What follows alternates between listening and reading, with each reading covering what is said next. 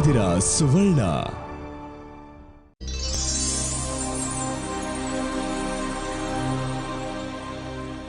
ನಮಸ್ಕಾರ ವೀಕ್ಷಕರೇ, ಹೆಲ್ತ್ ಪ್ಲಸ್ನ ಇಂದಿನ ಸಂಚಿಕೆಗೆ ಸ್ವಾಗತ.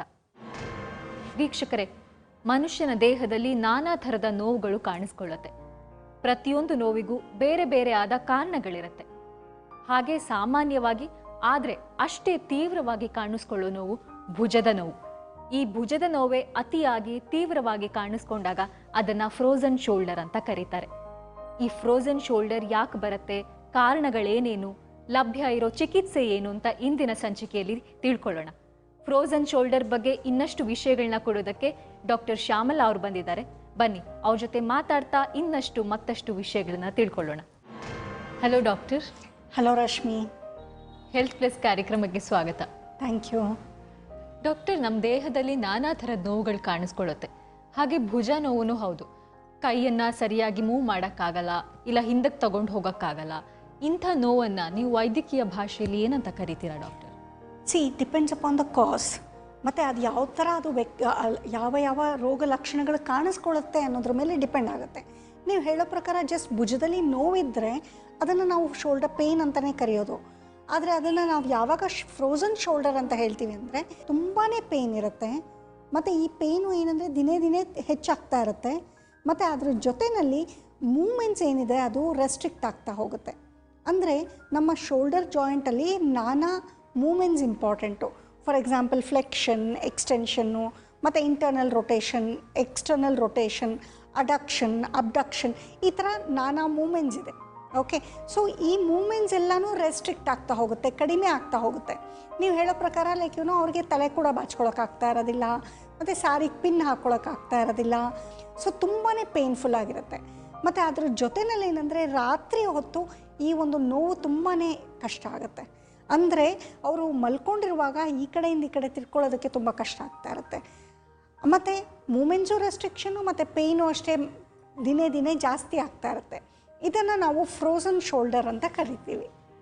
ಯಾಕಾಗಿ ಬರುತ್ತೆ ಡಾಕ್ಟರ್ ಈ ಭುಜ ಈ ಥರ ನೋವುಗಳಲ್ಲಿ ಯಾಕೆ ಕಾಣಿಸ್ಕೊಳ್ಳುತ್ತೆ? ಈ ಒಂದು ಫ್ರೋಝನ್ ಶೋಲ್ಡರ್ಗೆ ಮುಖ್ಯವಾದ ಕಾರಣ ಏನಂದರೆ ಡಯಾಬಿಟಿಸ್.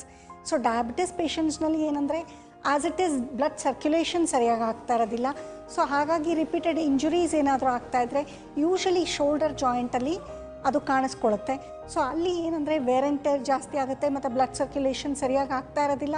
ಸೊ ಹಾಗಾಗಿ ಏನಂದರೆ ಆ ಒಂದು ಜಾಯಿಂಟಲ್ಲಿ ಫೈಬ್ರಸ್ ಟಿಶ್ಯೂ ಫಾರ್ಮೇಷನ್ ಆಗುತ್ತೆ, ಸ್ಕಾರ್ ಫಾರ್ಮೇಷನ್ ಅಂತ ಹೇಳ್ತೀವಿ. ಸೊ ಅದೆಲ್ಲನೂ ಆಗೋದ್ರಿಂದ ಏನಂದರೆ ಅಡೆಷನ್ಸ್ ಜಾಸ್ತಿ ಆಗುತ್ತೆ. ಓಕೆ, ಸೊ ಹಾಗಾಗಿ ಅವ್ರಿಗೆ ಏನಂದರೆ ಮೂಮೆಂಟ್ಸ್ ಆಗೋದಿಲ್ಲ. ಅದ್ರ ಜೊತೆಯಲ್ಲಿ ಏನಂದರೆ every moment becomes very painful. ಪ್ರತಿಯೊಂದು ಮೂಮೆಂಟು ಅಷ್ಟೇ ಅವ್ರಿಗೆ ತುಂಬ ಪೇಯ್ನ್ ಆಗ್ತಾ ಇರುತ್ತೆ. ಸಾಧಾರಣವಾಗಿ ಡಾಕ್ಟರ್, ನಾನು ಗಮನಿಸಿದ ಹಾಗೆ ಸ್ವಲ್ಪ ನಡು ವಯಸ್ಸಿನ ಮಹಿಳೆಯರಲ್ಲಿ ಈ ನೋವು ಕಾಣಿಸ್ಕೊಂಡದ್ದು ಸಾಮಾನ್ಯ ಅನ್ಕೋತೀನಿ. ಯಾರೋ ನಮ್ಮ ಅಜ್ಜಿನೋ ಇಲ್ಲ ನಮ್ಮ ದೊಡ್ಡಮ್ಮನೋ ಇಲ್ಲಿಗೆ ಪಿನ್ ಹಾಕ್ಕೊಡು, ಇಲ್ಲ ನೀವು ಹೇಳ್ದಂಗೆ ಬಾಗಿಲು ಬೋಲ್ಟ್ ಹಾಕೋಕ್ಕಾಗಲ್ಲ ಅಂತ ಹೇಳೋದು ಕೇಳಿದ್ದೀನಿ. ಇದು ಕೇವಲ ನಡು ವಯಸ್ಸಿನ ಮಹಿಳೆಯರಿಗೆ ಮಾತ್ರ ಆಗತ್ತಾ, ಅಥವಾ ಚಿಕ್ಕ ವಯಸ್ಸಿನವ್ರಿಗೂ ಬರತ್ತಾ? ಚಿಕ್ಕ ವಯಸ್ಸಿನವ್ರಿಗೂ ಕಾಣಿಸ್ಕೊಳ್ಳುತ್ತೆ. ಫಾರ್ ಎಕ್ಸಾಂಪಲ್ ಏನಾದರೂ ಫ್ರ್ಯಾಕ್ಚರ್ಸ್ ಆಗಿರುತ್ತೆ, ಫ್ರ್ಯಾಕ್ಚರ್ಸ್ ಹೀಲ್ ಆಗಿದ್ರೂ ಸಹ ಅಲ್ಲಿ ಒಂದು ರೀತಿ ಡ್ಯಾಮೇಜ್ ಇನ್ನೂ ಇರುತ್ತೆ, ಸರೌಂಡಿಂಗ್ ಟಿಶ್ಯೂ ಡ್ಯಾಮೇಜ್. ಸೊ ಹಾಗಾಗಿ ಅದೇನಾದರೂ ಫೈಬ್ರಸ್ ಟಿಶ್ಯೂ ಫಾರ್ಮೇಷನ್ ಆದಾಗಲೂ ಸಹ ಈ ಒಂದು ಫ್ರೋಝನ್ ಶೋಲ್ಡರ್ ಕಾಣಿಸ್ಕೊಳ್ಬೋದು. ಆದರೆ ಚಿಕ್ಕವರಲ್ಲಿ ಅಷ್ಟೊಂದು ಜಾಸ್ತಿ ಇನ್ಸಿಡೆನ್ಸ್ ಇಲ್ಲ. Mainly it is seen in middle age ಮತ್ತು ಎಲ್ಡರ್ಲಿ ಗ್ರೂಪಲ್ಲಿ. ಸೊ ಇದಕ್ಕೆ ಬೇರೆ ಕಾರಣಗಳೇನೇನು ಅಂತ ಹೇಳಿದ್ರೆ ಯೂಶ್ವಲಿ ಥೈರಾಯ್ಡ್ ಪ್ರಾಬ್ಲಮ್ ಇರೋರಿಗೂ ಒಂದೊಂದ್ಸಲಿ ಈ ಥರ ಫ್ರೋಝನ್ ಶೋಲ್ಡರ್ ಆಗುತ್ತೆ. ಮತ್ತು ಲಂಗ್ ಪ್ರಾಬ್ಲಮ್ಸ್ ಇರುವಾಗಲೂ, ಅಂದರೆ ಶ್ವಾಸಕೋಶದ ತೊಂದರೆ ಇದ್ದಾಗಲೂ, ಅಲ್ಲೇನಾದರೂ ಇನ್ಫೆಕ್ಷನ್ ಆದಾಗಲೂ ಸಹ ರೇಡಿಯೇಟಿಂಗ್ ಪೇಯ್ನ್ ಬಂದು ಅಲ್ಲೂ ಸಹ ಚೇಂಜಸ್ ಆಗೋ ಸಂಭವ ಇರುತ್ತೆ. ಮತ್ತು ಅದು ಬಿಟ್ಟರೆ ಬೇರೆ ಏನಾದರೂ ಇನ್ಫೆಕ್ಷನ್ ಆದಾಗ ಈ ಥರ ಫ್ರೋಝನ್ ಶೋಲ್ಡರ್ ಆಗುತ್ತೆ. ಮತ್ತು ಫ್ರ್ಯಾಕ್ಚರ್ಸ್ ಆದಾಗ ಅಥವಾ ಬೇರೆ ಏನೋ ಇಂಜುರೀಸ್ ಆದಾಗ ಈ ಥರ ಫ್ರೋಝನ್ ಶೋಲ್ಡರ್ ಆಗೋ ಸಾಧ್ಯತೆ ಇರುತ್ತೆ. ಹಾಗಾದರೆ ಆರ್ಥ್ರೈಟಿಸ್ಗೂ ಈ ಭುಜದ ನೋವಿಗೂ ಏನಾದರೂ ಸಂಬಂಧ ಇದೆಯಾ? ಫ್ರೋಝನ್ ಶೋಲ್ಡರಲ್ಲಿ ಏನಂದರೆ ಪೇಯ್ನ್ ಇರುತ್ತೆ ಮತ್ತು ಮೂಮೆಂಟ್ಸ್ ರೆಸ್ಟ್ರಿಕ್ಟ್ ಆಗಿರುತ್ತೆ. ಇದಕ್ಕೆ ಮುಖ್ಯವಾದ ಕಾರಣ ಏನಂದರೆ ನಾನು ಆಗಲೇ ಹೇಳಿದಾಗೆ ಫೈಬ್ರಸ್ ಟಿಶ್ಯೂ ಫಾರ್ಮೇಷನ್ ಮತ್ತು ಅಡೆಷನ್ಸು. ಅಲ್ಲಿ ಏನಂದರೆ ಆ ಒಂದು ಅದರ ಸುತ್ತ ಇರೋ ಸಾಫ್ಟ್ ಟಿಶ್ಯೂ ಏನು ಹೇಳ್ತೀವಿ ಅದೆಲ್ಲನೂ ಲೈಕ್ ಒಂದಕ್ಕೊಂದು ಅಂಟ್ಕೊಂಬಿಟ್ಟಿರುತ್ತೆ. So this is frozen shoulder. ನೀವು ಹೇಳ್ತಾ ಇರೋದು ಇನ್ನೊಂದು ಆರ್ಥ್ರೈಟಿಸ್ ಅಂದ್ಬಿಟ್ಟು. ಆರ್ಥ್ರೈಟಿಸ್ ಏನಂದರೆ ಮೂಳೆಯ ತುದಿಯಲ್ಲಿ ಏನಂದರೆ ಸವಿತಾ ಬರುತ್ತೆ, ಲೈಕ್ ಅಂದರೆ ಡಿಜನರೇಷನ್ ಸ್ಟಾರ್ಟ್ ಆಗುತ್ತೆ. ಓಕೆ. ಸೊ ಅದ್ರ ಜೊತೆಯಲ್ಲಿ ಅಂದರೆ ಅದ್ರ ಮಧ್ಯೆ ಎರಡು ಜಾಯಿಂಟ್ ಮಧ್ಯೆ ಒಂದು ಫ್ಲೂಯಿಡ್ ಇರಬೇಕು, ಆ ಒಂದು ಫ್ಲೂಯಿಡ್ ಕಂಟೆಂಟ್ ತುಂಬ ಕಡಿಮೆ ಆಗಿಬಿಟ್ಟಿರುತ್ತೆ. ಸೊ ಅದನ್ನು ನಾವು ಆರ್ಥ್ರೈಟಿಸ್ ಅಂತ ಹೇಳ್ತೀವಿ. ಅಂದರೆ ಮೂಳೆ ಸವಿತಾ ಇರುತ್ತೆ, ಅದ್ರ ಜೊತೆ ಫ್ಲೂಯಿಡ್ ಕಂಟೆಂಟು ಕಡಿಮೆ ಆಗ್ತಾ ಹೋಗುತ್ತೆ. ಅಲ್ಲಿ ಏನಂದರೆ ಬೇಸಿಕಲಿ ಆ ಜಾಯಿಂಟಲ್ಲಿರೋ ಪ್ರಾಬ್ಲಮ್ಮು. ಈ ಒಂದು ಫ್ರೋಝನ್ ಶೋಲ್ಡರಲ್ಲಿ ಏನಂದರೆ ಜಾಯಿಂಟ್ ಪ್ರಾಬ್ಲಮ್ಮು ಇರಬಹುದು, ಆದರೆ ಮೇಯ್ನಾಗಿ ಏನಂದರೆ ಸರೌಂಡಿಂಗ್ ಟಿಶ್ಯೂಸ್ ಎಲ್ಲನೂ ಅಡೆಷನ್ಸ್ ಫಾರ್ಮ್ ಆಗಿರುತ್ತೆ ಮತ್ತು ಫೈಬ್ರಸ್ ಟಿಶ್ಯೂ ಫಾರ್ಮ್ ಆಗಿರುತ್ತೆ, ಅದರಿಂದ ಬರೋದು ಫ್ರೋಝನ್ ಶೋಲ್ಡರ್. ಹಾಗಾದರೆ ಇದಕ್ಕೆ ತಕ್ಕ ಚಿಕಿತ್ಸೆ ಏನಿದೆ? Frozen shoulder is a very painful condition. Okay. So ಅದೇನೆಂದರೆ ಅದನ್ನು ಅನುಭವಿಸೋರಿಗೆ ಗೊತ್ತು ಅಂತ ಹೇಳ್ಬೋದು. ಫಾರ್ ಎಕ್ಸಾಂಪಲ್ ರಾತ್ರಿ ಹೊತ್ತಂತೂ ಅವ್ರಿಗೆ ವಿಪರೀತ ನೋವು ಬರ್ತಾ ಇರುತ್ತೆ. ಸೊ ಹಾಗಾಗಿ ಇಷ್ಟು ದಿನ ನಾವೇನು ಮಾಡ್ತಾಯಿದ್ವಿ ಅಂದರೆ ಜಸ್ಟ್ ಒಂದು ಪೇನ್ ಕಿಲ್ಲರ್ ಕೊಡೋದು, ಅವ್ರಿಗೆ ಯಾವಾಗ ಪೇಯ್ನ್ ಜಾಸ್ತಿ ಆಗುತ್ತೋ ಆಗ ಮಾತ್ರ ಒಂದು ಪೇನ್ ಕಿಲ್ಲರ್ ಟ್ಯಾಬ್ಲೆಟ್ಸ್ನ ತೊಗೊಳ್ಳಿ ಅಂತ ಹೇಳ್ತಾಯಿದ್ವಿ. ಅದ್ರ ಜೊತೆಗೆ ಸ್ವಲ್ಪ ಫಿಸಿಯೋಥೆರಪಿ ಮಾಡಿಸಿ ಅಂತ ಹೇಳ್ತಾಯಿದ್ವಿ.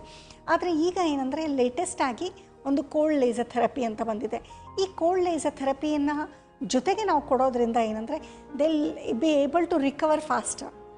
ಇದನ್ನು ಸಾಮಾನ್ಯ ವ್ಯಾಯಾಮಗಳ ಮೂಲಕ, ಈಗ ಕೈಗೆ ಅಂತಲೇ ಕೆಲವಾರು ಎಕ್ಸಸೈಸ್ ಇದೆ, ಅದನ್ನು ಮಾಡೋ ಮೂಲಕ ಕಡಿಮೆ ಮಾಡ್ಕೋಬೋದಾ ನೋವನ್ನು? ಅದು ಎಷ್ಟು ಪೇಯ್ನ್ಫುಲ್ ಇರುತ್ತೆ ಅಂದರೆ ಆಗ ಎಕ್ಸಸೈಸ್ ಮಾಡೋದಕ್ಕೆ ಆಗೋದಿಲ್ಲ. ಸೊ ಅವ್ರು ಎಕ್ಸಸೈಸ್ ಮಾಡಬೇಕು ಅಂದರೆ ನಾವು ಅವ್ರಿಗೆ ಪೇಯ್ನ್ ರಿಲೀಫ್ ಕೊಡಬೇಕು. ಪೇಯ್ನ್ ರಿಲೀಫ್ ಕೊಡ್ತೀವಿ, ಜಸ್ಟ್ ಒಂದು ಟ್ಯಾಬ್ಲೆಟ್ಸ್ ಕೊಡ್ತೀವಿ ಅಂದರೆ ಅವ್ರಿಗೆ ಜಸ್ಟ್ ಒಂದು ಹಾಫ್ ಆನ್ ಅವರ್ 1 hour ಅಥವಾ 2 to 3 hours ಕಡಿಮೆ ಇರುತ್ತೆ ಅಷ್ಟೇ. ಆ ಒಂದು ಅಡಿಷನ್ಸ್ ಎಷ್ಟಿರುತ್ತೆ ಅಂದರೆ they will not be able to do the exercise properly. So ಹಾಗಾಗಿ ನಾವು ಕೋಲ್ಡ್ ಲೇಸರ್ ಥೆರಪಿ ಮೂಲಕ ಅವ್ರಿಗೆ ಆ ಒಂದು ಪೇಯ್ನನ್ನು ಕಡಿಮೆ ಮಾಡಿ ಅಲ್ಲಿ ರಕ್ತ ಚಲನೆನ ಚೆನ್ನಾಗಿ ಮಾಡಬೇಕು. ಅದು ವೆರಿ ಇಂಪಾರ್ಟೆಂಟ್. ಅಲ್ಲಿ ಯಾವಾಗ ರಕ್ತ ಚಲನೆ ಚೆನ್ನಾಗಾಗುತ್ತೋ most of the problems will be solved. ಮತ್ತು ಇನ್ನೊಂದು ಏನಂದರೆ ಕೋಲ್ಡ್ ಲೇಸರ್ ಥೆರಪಿ ಏನಂದರೆ ಅದು ಸರೌಂಡಿಂಗ್ ಟಿಶ್ಯೂಸ್ ಏನಿದೆ ಅದರ ಡ್ಯಾಮೇಜ್ ಏನಾಗಿದೆ ಅದನ್ನೆಲ್ಲ ರಿಪೇರ್ ಮಾಡುತ್ತೆ. ಸೊ ಹಾಗಾಗಿ patients will get good results ಅಂತ ಹೇಳ್ಬೋದು. ಡಾಕ್ಟರ್, ಬಹಳಷ್ಟು ಜನರಿಗೆ ನಮ್ಮ ದೇಹದಲ್ಲಿ ಏನಾಗ್ತಾ ಇದೆ ಅಂತ ಮೊದಲನೇದಾಗಿ ಗೊತ್ತಾಗಲ್ಲ.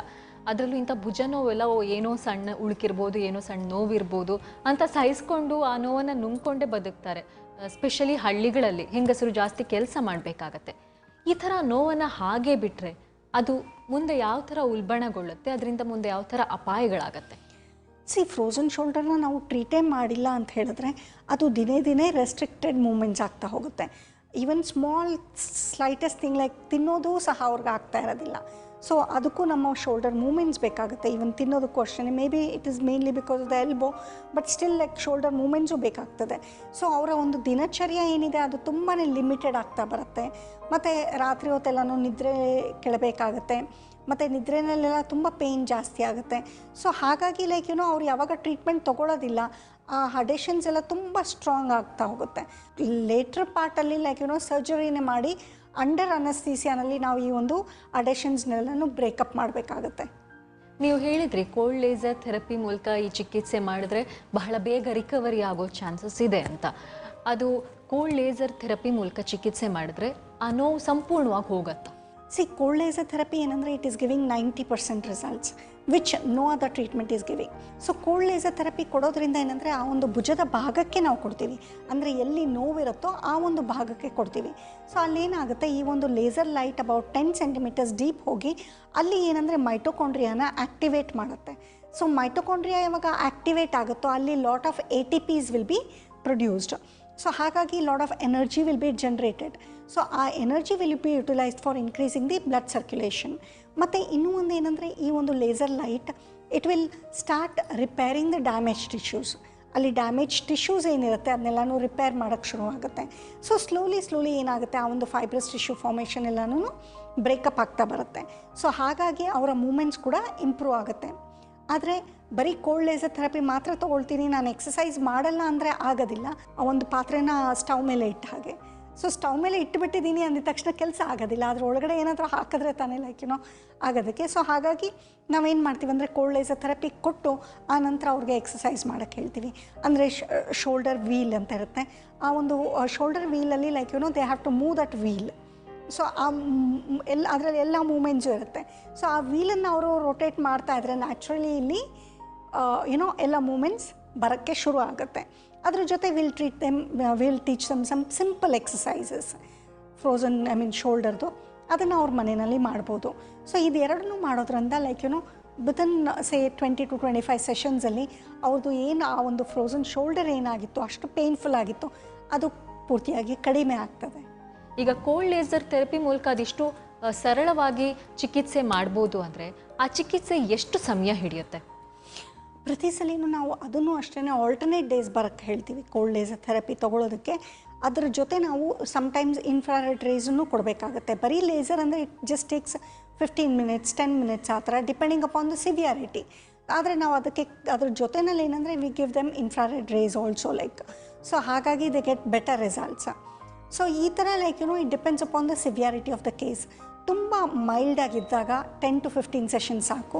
ಆದರೆ ನಮ್ಮ ಹತ್ರ ಬರೋರೆಲ್ಲ ಯೂಶ್ವಲಿ ಲೈಕ್ ಕ್ರಾನಿಕ್ ಕೇಸಸ್, ಅಂದರೆ ತುಂಬ ತಿಂಗಳುಗಳಿಂದ ವರ್ಷಾನುಗಟ್ಟಲೆ ಅವ್ರಿಗೆ ನೋವಿದ್ದೇ ಇರುತ್ತೆ.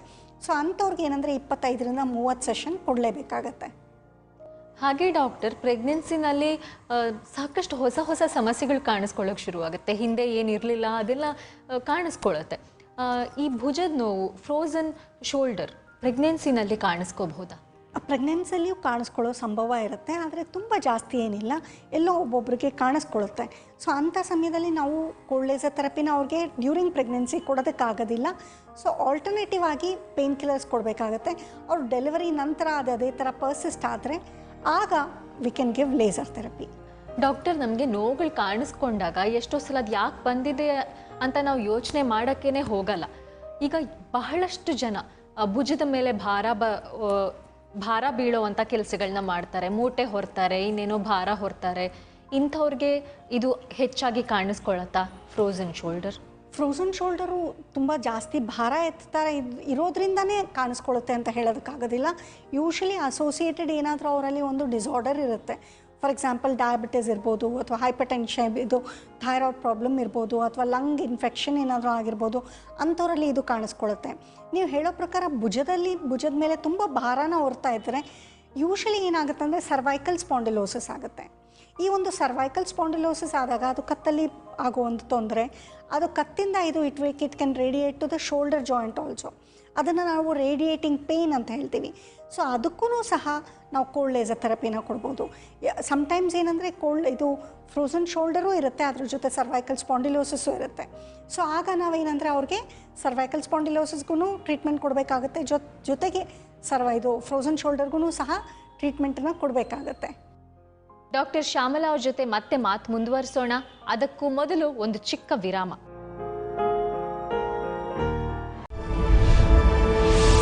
ನೀವು ನೋಡ್ತಾ ಇದ್ದೀರಾ ಸುವರ್ಣ.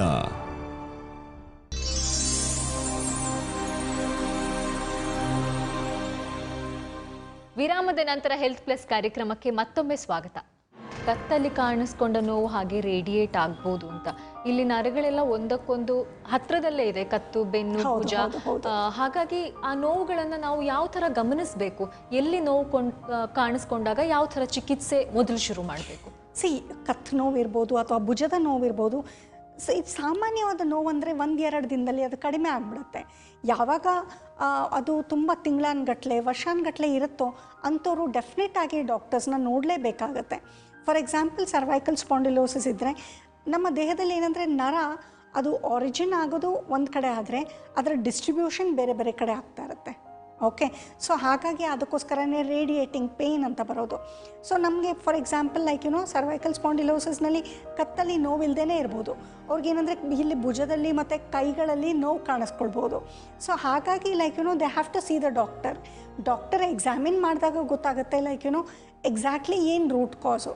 Is it because of the frozen ಶೋಲ್ಡರಿಂದ ಅವ್ರಿಗೆ ಶೋಲ್ಡರ್ ಜಾಯಿಂಟಲ್ಲಿ ಸ್ಟಿಫ್ನೆಸ್ ಇದೆಯಾ, ಇಲ್ಲ ಅಂದರೆ ಅವ್ರಿಗೆ ಒಂದು ಸರ್ವೈಕಲ್ ಸ್ಪಾಂಡಿಲೋಸಿಸಿಂದ ಏನಾದರೂ ರೇಡಿಯೇಟಿಂಗ್ ಪೇಯ್ನ್ ಏನಾದರೂ ಬರ್ತಾ ಇದೆಯಾ ಅಂತ ಅದನ್ನು ಡಿಫ್ರೆನ್ಷಿಯಲ್ ಡಯಾಗ್ನೋಸಿಸ್ ಮಾಡಬೇಕಾಗತ್ತೆ. ಅದನ್ನು ಕನ್ಸಿಡರ್ ಮಾಡಿ ಅದನ್ನು ರೂಲ್ ಔಟ್ ಮಾಡೋದಕ್ಕೆ ನಾವು we have to get some investigations. For example frozen ಶೋಲ್ಡರಲ್ಲಿ ಕೆಲವು ಟೆಸ್ಟ್ಗಳನ್ನು ಮಾಡಿಸ್ಬೇಕಾಗತ್ತೆ. ಉದಾಹರಣೆಗೆ ಅವ್ರ ಬ್ಲಡ್ ಶುಗರ್ ಕಂಟ್ರೋಲ್ ಹೇಗಿದೆ, ಮತ್ತು ಅಂದ್ಬಿಟ್ಟು ಫ್ರೋಝನ್ ಶೋಲ್ಡರ್ ಆಗಿದೆ ಅಂದರೆ X-ray if it is required ಮಾಡಿಸ್ಬೇಕಾಗತ್ತೆ, ಏನಾದರೂ ಇಂಜುರಿ ಏನಾದರೂ ಆಗಿದ್ದರೆ. ಮತ್ತು ಅದ್ರ ಜೊತೆಯಲ್ಲಿ sometimes we need to take MRI. Okay, ತೀವ್ರವಾದ ಸ್ಟಿಫ್ನೆಸ್ ಇದ್ದಾಗ ಮತ್ತು ಅಲ್ಲಿ ಬೇರೆ ಏನಾದರೂ ಗ್ರೋತ್ ಏನಾದರೂ ಇದೆಯಾ ಅಂತ ರೂಲ್ ಔಟ್ ಮಾಡೋದಕ್ಕೆ ನಾವು MRI ಕೂಡ ಮಾಡಿಸ್ಬೇಕಾಗತ್ತೆ ಕೆಲವು ಕಂಡೀಷನ್ಸಲ್ಲಿ. ಇನ್ನೂ ಕೆಲವು ಕಂಡೀಷನ್ಸಲ್ಲಿ ಏನಾಗುತ್ತೆ ಅಂದರೆ ನೀವು ಹೇಳೋ ಪ್ರಕಾರ ಕತ್ತಲ್ಲೇ ಎಲ್ಲೋ ನೋವಿರುತ್ತೆ, ಆದರೆ ಅದರ ರೇಡಿಯೇಟಿಂಗ್ ಪೇಯ್ನ್ ಬಂದು ಶೋಲ್ಡರ್ ಜಾಯಿಂಟಿಗೆ ಬಂದಿರುತ್ತೆ. ಸೊ ಆಗ ನಾವು ಏನಂದರೆ ಕತ್ತಿಂದು ಅಂದರೆ ಇದು ಸರ್ವೈಕಲ್ ಸ್ಪೈನ್ದು ನಾವು ಎಕ್ಸ್ರೇ ತೆಗಿಬೇಕಾಗುತ್ತೆ ಮತ್ತು MRI ಮಾಡಿಸ್ಬೇಕಾಗುತ್ತೆ. So it depends upon the history ಮತ್ತು ಎಕ್ಸಾಮಿನೇಷನ್. ಸೊ ಪ್ರತಿಯೊಂದು ಪೇಷಂಟ್ಸ್ ಬಂದಾಗಲೂ ಅಷ್ಟೇ ನಾವು we can't just come to a conclusion ಇವ್ರಿಗೆ ಇದೆ ಅಂತ. ಸೊ ಶೋಲ್ಡರ್ ಪೇಯ್ನ್ ಇದೆ ಅಂದರೆ ಆ ಶೋಲ್ಡರ್ ಪೇಯ್ನಲ್ಲಿ ನಾನಾ ವಿಧವಾದ ಶೋಲ್ಡರ್ ಪೇಯ್ನ್ಸ್ ಇದೆ. ಅದರಲ್ಲಿ ಒಂದು ಮುಖ್ಯವಾದ ರೀತಿಯ ಮುಖ್ಯವಾದ ವಿಭಾಗ ಅಂತ ಹೇಳಿದ್ರೆ ಫ್ರೋಝನ್ ಶೋಲ್ಡರ್ ಅಂತ ಹೇಳ್ಬೋದು. ಸೊ ಹಾಗಾಗಿ we have to diagnose it properly, ಮತ್ತು ಯಾವ ಕಾರಣದಿಂದ ಬರ್ತಾ ಇದೆ ಅಂತ ಕಂಡುಹಿಡಿದು ಅದಕ್ಕೂ ನಾವು ಚಿಕಿತ್ಸೆನ ಜೊತೆ ಕೊಡಲೇಬೇಕಾಗತ್ತೆ. ಹಾಗಾದರೆ ಚಿಕಿತ್ಸೆ ನಂತರ ಒಂದ್ಸಲ ಏನಾಗುತ್ತೆ, ಫ್ರೋಝನ್ ಶೋಲ್ಡರ್ ಅದು ರಿಸ್ಟ್ರಿಕ್ಟ್ ಮಾಡುತ್ತೆ ಮೂಮೆಂಟ್ಸನ್ನು ಅಂತೆಲ್ಲ ಹೇಳಿದ್ರಿ. ನಮಗೆ ನಾವು ಅಂದ್ಕೊಂಡಿದ್ದ ಕೆಲಸ ಎಲ್ಲ ಮಾಡೋಕ್ಕೆ ಆಗಿರಲ್ಲ. ಒಂದ್ಸಲ ರಿಲೀಫ್ ಸಿಕ್ಕಿದಾಗ ಆಗಿರುತ್ತೆ ಅಲ್ವಾ, ಚಿಕಿತ್ಸೆ ಆದಮೇಲೆ ತುಂಬ ಕೆಲಸ ಮಾಡೋಕ್ಕೆ ಶುರು ಮಾಡ್ತಾರೆ. ಹಾಗೆ ಮಾಡೋದ್ರಿಂದ ಮತ್ತೆ ನೋವುಗಳು ಕಾಣಿಸ್ಕೋಬೋದಾ, ಅಥವಾ ನಾವು ಯಾವ ಥರ ಕಾಳಜಿ ಮಾಡಬೇಕಾಗತ್ತೆ? ಕಾಳಜಿ ಅಂತ ಹೇಳಿದ್ರೆ ಡಯಾಬಿಟಿಸ್ ಇರೋರು ಏನಂದರೆ ಅವರ ಬ್ಲಡ್ ಶುಗರ್ ಲೆವೆಲ್ನ ಸರಿಯಾಗಿ ಕಂಟ್ರೋಲಿಗೆ ತರಬೇಕು. ಇನ್ನು ಥೈರಾಯ್ಡ್ ಪ್ರಾಬ್ಲಮಿಂದ ಏನಾದರೂ ಫ್ರೋಝನ್ ಶೋಲ್ಡರ್ಗೆ ಅದು one of the associated factor ಇದ್ದರೆ ಥೈರಾಯ್ಡ್ಗೆ ಮೆಡಿಸಿನ್ಸ್ನ ತೊಗೋಬೇಕು. ಮತ್ತು ನೀವು ಹೇಳೋ ಥರ ಆಫ್ಟರ್ವರ್ಡ್ಸ್ ನಾವು ಅವ್ರಿಗೆ ಹೇಳೋದೇನೆಂದರೆ you have to do some actions. ಇಲ್ಲಾಂದರೆ ಏನಾಗುತ್ತೆ, ಚಾನ್ಸಸ್ ಆಫ್ ಅಗೇನ್ ರೆಕರೆನ್ಸ್ ಎಲ್ಲೋ ಒಬ್ಬೊಬ್ಬರಲ್ಲಿ ಆಗಿಬಿಡುತ್ತೆ. ಸೊ ಹಾಗಾಗಿ ಅದನ್ನು ಅವಾಯ್ಡ್ ಮಾಡಬೇಕಂದ್ರೆ every day exercise is a must. Shoulder ಜಾಯಿಂಟ್ಸ್ದು ಮೂಮೆಂಟ್ಸ್ ಏನೇನಿದೆ ಆ ಮೂಮೆಂಟ್ಸ್ನೆಲ್ಲನೂ ಉಪಯೋಗಿಸ್ಕೊಂಡು ಎಕ್ಸಸೈಸ್ ಮಾಡೋದು it is very essential. Okay, so ಆ ಎಕ್ಸಸೈಸನ್ನೆಲ್ಲ ಮಾಡ್ಕೊಂಡು ಹೋದರೆ ಡೆಫಿನೆಟ್ಲಿ ಅವ್ರಿಗೆ ಅದು ಮತ್ತೆ ಕಾಣಿಸ್ಕೊಳ್ಳೋದಿಲ್ಲ. ಆದರೆ ನೀವು ಹೇಳೋ ಪ್ರಕಾರ ಅವರು ಓವರಾಗಿ ಕೆಲಸ ಮಾಡೋದ್ರಿಂದ ಎನಿಥಿಂಗ್ ಮಾಡ್ರೇಟ್ ಲೆವೆಲಲ್ಲಿ ಮಾಡೋದು ಇಟ್ ಈಸ್ ಆಲ್ವೇಸ್ ಅಡ್ವೈಸಬಲ್. ತುಂಬ ಜಾಸ್ತಿ ಓವರಾಗಿ ನಾನು ಎಲ್ಲ ಸರಿ ಹೋಗ್ಬಿಟ್ಟಿದೆ ಅಂತ ಅವರು ಓವರಾಗಿ ಸ್ಟ್ರೈನ್ ಮಾಡ್ಕೊಳ್ಳೋ ಅವಶ್ಯಕತೆ ಇಲ್ಲ. It doesn't mean that del get back the frozen shoulder. It just that over strain ಆದರೆ ಬೇರೆ ಪ್ರಾಬ್ಲಮ್ಸ್ ಬರೋ ಸಾಧ್ಯತೆ ಇರುತ್ತೆ. ಚಿಕಿತ್ಸೆಗಳು ಡಾಕ್ಟರ್ ಎಷ್ಟೊಂದು ಇದ್ರೂ ನಮಗೆ ನೋವುಗಳು ಕಾಣಿಸ್ಕೊಳ್ದೇ ಇದ್ರೇ ಸಂತೋಷ ಅಲ್ವಾ? ಈ ನೋವುಗಳು ಬರದೇ ಇರೋ ಹಾಗೆ ಯಾವ ಥರ ನಾವು ಮೊದಲೇ ಪ್ರಿಕಾಷನ್ಸ್ ತಗೊಳ್ಬೋದು, ಯಾವ ಥರ ಎಚ್ಚರ ವಹಿಸ್ಬೋದು? ಮೊದಲನೇದಾಗಿ ಒಬೇಸಿಟಿನ ಟ್ರೀಟ್ ಮಾಡ್ಕೋಬೇಕಾಗತ್ತೆ. ಯೂಶಲಿ ಏನಂದರೆ ದಪ್ಪ ಇರೋರಲ್ಲಿ ಈ ಥರ ಫ್ರೋಝನ್ ಶೋಲ್ಡರ್ ಕಾಣಿಸ್ಕೊಳ್ಳೋದು ತುಂಬಾ ಸಾಮಾನ್ಯ. ಅದು ಬಿಟ್ಟರೆ ಡಯಾಬಿಟೀಸ್ ಏನಾದರೂ ಇರೋರಲ್ಲಿ they have to take care. ಅವರ ಒಂದು ಜಾಯಿಂಟ್ಸ್ ಏನಿದೆ ಅದನ್ನು ಆ್ಯಕ್ಟಿವ್ ಆಗಿ ಮೊಬಿಲಿಟಿನ ಕಾಪಾಡ್ಕೊಂಡು ಬರಬೇಕು. ಸೆಡೆಂಟ್ರಿ ಲೈಫ್ ಸ್ಟೈಲ್ ಮಾತ್ರ ಲೀಡ್ ಮಾಡಬಾರ್ದು, ಸ್ವಲ್ಪ ಆ್ಯಕ್ಟಿವ್ ಆಗಿ ಲೈಫ್ ಸ್ಟೈಲ್ನ ಲೀಡ್ ಮಾಡಬೇಕು. ಮತ್ತು ಶೋಲ್ಡರ್ಸ್ಗೆ ನಾವು ಎಲ್ಲ ಮೂಮೆಂಟ್ಸ್ ದಿನಾಗಲೂ ಕೊಡಲೇಬೇಕಾಗತ್ತೆ. So may be 5-10 minutes shoulder exercises ಮಾಡೋದು ತುಂಬಾ ಉತ್ತಮ. ಡಾಕ್ಟರ್, ನೀವು ಹೇಳಿದ್ರಿ ಭುಜದ ನೋವಿಗೆ ಫ್ರೋಝನ್ ಶೋಲ್ಡರ್ಗೆ ಕೋಲ್ಡ್ ಲೇಸರ್ ಥೆರಪಿ ತುಂಬ ಸರಳವಾದ ಚಿಕಿತ್ಸೆ, ಬಹಳ ಬೇಗ ಗುಣವಾಗುತ್ತೆ ಅಂತ. ಈಗ ಭುಜ ಅಂದ ತಕ್ಷಣ ಭುಜಕ್ಕೆ ಕನೆಕ್ಟೆಡ್ ಆಗಿ ಇಲ್ಲಿ ಕತ್ತಿದೆ, ಇಲ್ಲಿ ಹೃದಯನೇ ಇದೆ. ಸೊ ಈ ಥರ ಚಿಕಿತ್ಸೆ ಕೊಡೋದ್ರಿಂದ ಹೃದಯಕ್ಕೋ ಅಥವಾ ಉಳಿದ ಅಂಗಾಂಗಗಳಿಗೂ ಏನಾದರೂ ತೊಂದರೆ ಆಗ್ಬೋದಾ? ಇಲ್ಲ, ಡೆಫಿನೆಟ್ ಆಗಿ ಯಾವುದೇ ರೀತಿ ತೊಂದರೆ ಆಗೋದಿಲ್ಲ. Cold laser therapy is very safe. ಯಾಕೆ ಅಂತ ಹೇಳಿದ್ರೆ ನಾವು ಒಂದು ಲೇಸರ್ ಲೈಟನ್ನು ಥೆರಪಿಟಿಕ್ ವೇವ್ ಲೆಂತಲ್ಲಿ ಉಪಯೋಗಿಸ್ತೀವಿ. So between 650 to 950 nanometre. So ಆ ಒಂದು ವೇವ್ ಲೆಂತನ್ನು ಉಪಯೋಗಿಸೋದ್ರಿಂದ ಅದರಿಂದ ಯಾವುದೇ ರೀತಿ ಸೈಡ್ ಎಫೆಕ್ಟ್ಸ್ ಇಲ್ಲ. ಈವನ್ ಹಾರ್ಟಿಗೆ ಕೂಡ ಸೈಡ್ ಎಫೆಕ್ಟ್ಸ್ ಇಲ್ಲ. In fact lot of research is going on where using this therapy we can actually cure many of heart diseases ಅಂದ್ಬಿಟ್ಟು. ಸೊ ಹಾಗಾಗಿ ಯಾವುದೇ ರೀತಿ ತೊಂದರೆ ಆಗೋದಿಲ್ಲ. ಎಲ್ಲ ಮಸ್ಕ್ಯುಲೋಸ್ಕೆಲೆಟಲ್ ಪೇಯ್ನಲ್ಲಿ ಏನಂದರೆ ಮೇನ್ಲಿ ಬ್ಲಡ್ ಸರ್ಕ್ಯುಲೇಷನ್ ಕಡಿಮೆ ಆಗಿರುತ್ತೆ ಮತ್ತು ಟಿಶ್ಯೂ ಡ್ಯಾಮೇಜ್ ಆಗಿರುತ್ತೆ. ಸೊ ಈ ಕೋಲ್ಡ್ ಲೇಸರ್ ಥೆರಪಿ ಏನಂದರೆ ಬ್ಲಡ್ ಸರ್ಕ್ಯುಲೇಷನ್ನ ಇನ್ಕ್ರೀಸ್ ಮಾಡುತ್ತೆ ಮತ್ತು ಟಿಶ್ಯೂ ಡ್ಯಾಮೇಜ್ನ ರಿಪೇರ್ ಮಾಡುತ್ತೆ ಮತ್ತು ನರ್ವ್ ಆಕ್ಸಾನ್ ಗ್ರೋತನ್ನು ಪ್ರಮೋಟ್ ಮಾಡುತ್ತೆ. ಸೊ ಹಾಗಾಗಿ ಯಾವುದೇ ರೀತಿ ಸೈಡ್ ಎಫೆಕ್ಟ್ಸ್ ಇಲ್ಲ. It's a natural way of healing ಅಂತ ಹೇಳ್ಬೋದು. ಸೊ ಹಾಗಾಗಿ ನಾವು ಶೋಲ್ಡರ್ ಜಾಯಿಂಟ್ಗೆ ನಾವು ಕೋಲ್ಡ್ ಲೇಸರ್ ಥೆರಪಿಯನ್ನು ಕೊಟ್ಟಾಗ ಅದರ ಸರೌಂಡಿಂಗ್ ಆರ್ಗನ್ಸ್ ಏನಿದೆ, ಹಾರ್ಟ್ ಇರ್ಬೋದು ಅಥವಾ ಲಂಗ್ಸ್ ಇರ್ಬೋದು, ಯಾವುದೇ ರೀತಿ ತೊಂದರೆ ಆಗಲ್ಲ. That is the best part of the treatment ಅಂತ ಹೇಳ್ಬೋದು. ಡಾಕ್ಟರ್ ಶ್ಯಾಮಲಾ ಅವ್ರ ಜೊತೆ ಇನ್ನಷ್ಟು ಮಾತನಾಡೋಣ, ಆದರೆ ಅದಕ್ಕೂ ಮೊದಲು ಈಗೊಂದು ಚಿಕ್ಕ ಬ್ರೇಕ್.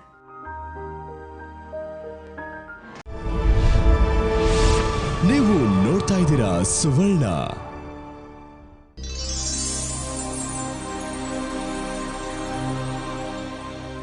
ಬ್ರೇಕ್ನ ನಂತರ ಹೆಲ್ತ್ ಪ್ಲಸ್ ಕಾರ್ಯಕ್ರಮಕ್ಕೆ ಮತ್ತೊಮ್ಮೆ ಸ್ವಾಗತ. ಹಾಗೇನೆ ಡಾಕ್ಟರ್, ನಮಗೆ ನೋವಿದೆ ಸರಿ, ಆದರೆ ಕೆಲವೊಂದು ಸಲ ನಾವೇ ಡಿಸೈಡ್ ಮಾಡಿಬಿಡ್ತೀವಿ ಇಂಥ ನೋವಿಗೆ ಇಷ್ಟೊಂದು ಖರ್ಚು ಮಾಡೋದು ಯಾಕೆ, ಬರೀ ಭುಜ ನೋವು, ಅಯ್ಯೋ ಬರೀ ಹೊಟ್ಟೆ ನೋವು, ಏನೋ ಮನೇಲೇ ಮಾಡ್ಕೊಂಡ್ರಾಯ್ತು ಅಂತ. ಆದರೆ ಹಾಗೆ ಬಿಟ್ಟರೆ ನೋವು ಇನ್ನಷ್ಟು ಜಾಸ್ತಿ ಆಗುತ್ತೆ. ಬೇರೆ ನೋವಿಗೆ ಕಾರಣ ಆಗುತ್ತೆ. ಫ್ರೋಝನ್ ಶೋಲ್ಡರ್ನ ನಾವು ಟ್ರೀಟ್ ಮಾಡಲೇಬೇಕಾಗತ್ತೆ. ಇಲ್ಲ ಅಂದರೆ ಏನಂದರೆ ಅದು ಹೋಗ್ತಾ ಹೋಗ್ತಾ ತುಂಬ ಜಾಸ್ತಿ ಆಗಿ ಅವರ ಲೈಫ್ ಏನಿದೆ ಅದು ತುಂಬ ಸಂಕುಚಿತ ಆಗ್ತಾ ಹೋಗುತ್ತೆ. ಅದ್ರ ಜೊತೆಗೆ ಏನಂದರೆ ಅವರು ಇಂಡಿಪೆಂಡೆಂಟ್ ಆಗಿ ಕೆಲಸ ಮಾಡ್ಕೊಳಕ್ಕಾಗ್ತಾ ಇರಲ್ಲ. ಫಾರ್ ಎಕ್ಸಾಂಪಲ್ ತಲೆ ಬಾಚ್ಕೊಳ್ಳೋದು ಸಹ ಬೇರೆ ಯಾರೋ ಮಾಡಬೇಕಾಗತ್ತೆ. ಏನೋ ಒಂದು ಡಬ್ಬ ಮೇಲೆ ಅಡುಗೆ ಮನೇಲಿರುತ್ತೆ, ಅದನ್ನು ತೆಗೆಯೋದಕ್ಕೂ ಅವ್ರ ಕೈಯಲ್ಲಿ ಆಗ್ತಾ ಇರೋದಿಲ್ಲ, ತರಕಾರಿ ಕಟ್ ಮಾಡೋದಕ್ಕೆ ಆಗ್ತಾ ಇರೋದಿಲ್ಲ. ಸೊ ಹಾಗಾಗಿ ಅವರ ದಿನನಿತ್ಯ ಕೆಲಸಗಳೇನಿರುತ್ತೆ ಅದೆಲ್ಲನೂ ಲಿಮಿಟ್ ಆಗ್ತಾ ಹೋಗುತ್ತೆ. ಅದು ಒಂದು. ಮತ್ತು ನಾಟ್ ಓನ್ಲಿ ದ್ಯಾಟ್, ಅವ್ರಿಗೆ ನಿದ್ದೆ ಅನ್ನೋದು ತುಂಬ ಕಡಿಮೆ ಆಗ್ತಾ ಇರುತ್ತೆ. Because night times it becomes too much of a problem. So ಹಾಗಾಗಿ it has to be treated. ಹಾಗಾದರೆ ಇದಕ್ಕೆ ತಗಲುವ ವೆಚ್ಚ ಎಷ್ಟಾಗುತ್ತೆ ಡಾಕ್ಟರ್? ನೋವು ಸಾಮಾನ್ಯವಾಗಿ ಎಲ್ರಿಗೂ ಬರುತ್ತೆ, ಅದರಲ್ಲೂ ಹೆಂಗಸರಿಗೆ ಮತ್ತೆ ಮತ್ತೆ ಒತ್ತಿ ಹೇಳಬೇಕು ಅಂತ ಅನ್ಸುತ್ತೆ. ಅಂಥವ್ರು ಎಷ್ಟು ಅಫೋರ್ಡ್ ಮಾಡ್ಬೋದಾ? ಎಲ್ಲರೂ ಅಫೋರ್ಡ್ ಇದನ್ನು ನನ್ನನ್ನು ಕೇಳಿದ್ರೆ middle class people can afford it ಅಂತ ಹೇಳ್ಬೋದು. ಬಿಕಾಸ್ ಪರ್ ಸೆಷನ್ಗೆ 1000 rupees ಅಷ್ಟು ಚಾರ್ಜ್ ಆಗುತ್ತೆ. It depends upon number of sessions. ಈಗ ಅವ್ರಿಗೆ ಒಂದು 20 ಸೆಷನ್ ಬೇಕಂದರೆ ಅಪ್ರಾಕ್ಸಿಮೇಟ್ಲಿ ಅಷ್ಟೇ ಆಗುತ್ತೆ. ಇನ್ನು 30 ಸೆಷನ್ ಬೇಕಂದರೆ ಇಟ್ ಡಿಪೆಂಡ್ಸ್ ಅಪಾನ್ ಅವರ ಸಿವಿಯಾರಿಟಿ ಮೇಲೆ ಡಿಪೆಂಡ್ ಆಗುತ್ತೆ. ಪ್ಲಸ್ ಇದು ಎಷ್ಟು ಅವರು ದಿನ ಬರಬೇಕಾಗತ್ತೆ ಅನ್ನೋದ್ರ ಬಗ್ಗೆ ಡಿಪೆಂಡ್ ಆಗುತ್ತೆ. ಡಾಕ್ಟರ್, ತುಂಬ ಸಾಮಾನ್ಯವಾಗಿ ಕಾಣಿಸ್ಕೊಳ್ಳೋ ಸಮಸ್ಯೆ ಇದು. ನಾವು ಕೇಳದೇ ಇರೋವಂಥದ್ದೇನಲ್ಲ. ಪ್ರತಿಯೊಂದು ಮನೆಯಲ್ಲೂ ಯಾವುದೋ ಒಬ್ಬ ಮಹಿಳೆಗೆ ಇರಬಹುದು ಅಥವಾ ಪುರುಷರಿಗೂ ಇರಬಹುದು. ಕೊನೆಯದಾಗಿ ನಮ್ಮ ವೀಕ್ಷಕರಿಗೆ ಈ ನೋವಿನ ಬಗ್ಗೆ, ಚಿಕಿತ್ಸೆ ಬಗ್ಗೆ ಏನು ಹೇಳಕ್ಕೆ ಇಷ್ಟಪಡ್ತೀರಾ? ನಾ ಹೇಳೋದು ಇಷ್ಟೇ ರಶ್ಮಿ, ಏನಂದರೆ ಇಷ್ಟು ದಿನ ಏನಂದರೆ ಫ್ರೋಝನ್ ಶೋಲ್ಡರ್ ಆಗಿದ ತಕ್ಷಣ ಅವರ ಒಂದು ಲೈಫ್ ಏನಿತ್ತು ಅದು ತುಂಬ ಲಿಮಿಟೆಡ್ ಆಗಿಬಿಡ್ತಾ ಇತ್ತು. ಆದರೆ ಈಗ ಅಷ್ಟೊಂದು ಬೇಜಾರು ಮಾಡ್ಕೊಳ್ಳೋ ಅವಶ್ಯಕತೆ ಇಲ್ಲ. ಡೆಫಿನೆಟಾಗಿ ಅವ್ರು ಏನಂದರೆ ಕೋಲ್ಡ್ ಲೇಸರ್ ಥೆರಪಿನ ಫ್ರೋಝನ್ ಶೋಲ್ಡರ್ಗೆ ತೊಗೊಂಡು ಆ ನಂತರ ಫ್ಯೂ ಎಕ್ಸಸೈಸಸ್ನ ಮಾಡಿದ್ರೆ they can lead a normal life. ದಿನಚರ್ಯದಲ್ಲಿ ಏನೇನು ಕೆಲಸ ಮಾಡಬೇಕೋ ಎಲ್ಲನೂ ಅವ್ರು ಮಾಡ್ಬೋದು. ಸೊ ಹಾಗಾಗಿ ಇಟ್ಸ್ ಅ ರಿಯಲ್ ಒಂದು ಗಾಡ್ ಗಿವನ್ ಗಿಫ್ಟ್ ಅಂತ ಹೇಳ್ಬೋದು, cold laser therapy for frozen shoulder. ವೀಕ್ಷಕರೇ, ನಾವು ನಮ್ಮ ಸೌಂದರ್ಯಕ್ಕಾಗಿ ಒಂದಷ್ಟು ಖರ್ಚು ಮಾಡ್ತೀವಿ. ಆಹಾರ, ಹಬ್ಬ, ಹರಿದಿನ ಅಂತ ಸಾಕಷ್ಟು ಖರ್ಚು ಮಾಡ್ತೀವಿ. ಹಾಗೇನೆ ನಮ್ಮ ಆರೋಗ್ಯಕ್ಕೂ ನಾವು ಸ್ವಲ್ಪನಾದರೂ ಖರ್ಚು ಮಾಡಲೇಬೇಕು. ಆರೋಗ್ಯವಂತರಾಗಿರಬೇಕು ಅಂದರೆ ನೋವು ಅಥವಾ ಸಮಸ್ಯೆ ಕಂಡುಕೊಂಡ ತಕ್ಷಣವೇ ಅದಕ್ಕೆ ತಕ್ಕ ಚಿಕಿತ್ಸೆನ ಪಡ್ಕೊಳ್ಳೇಬೇಕು. ಫ್ರೋಝನ್ ಶೋಲ್ಡರ್ ಬಗ್ಗೆ ಸಾಕಷ್ಟು ವಿಷಯಗಳನ್ನ ಹೇಳಿದ್ರಿ ಡಾಕ್ಟರ್. ಈ ವಿಷಯಗಳು ನಮ್ಮ ವೀಕ್ಷಕರಿಗೆ ಖಂಡಿತ ಸಹಾಯ ಆಗತ್ತೆ. Thank you so much. ನಮ್ಮ ಹೆಲ್ತ್ ಪ್ಲಸ್ ತಂಡದ ಪರವಾಗಿ ನಿಮಗಾಗಿ ಒಂದು ಚಿಕ್ಕ ಕಾಣಿಕೆ.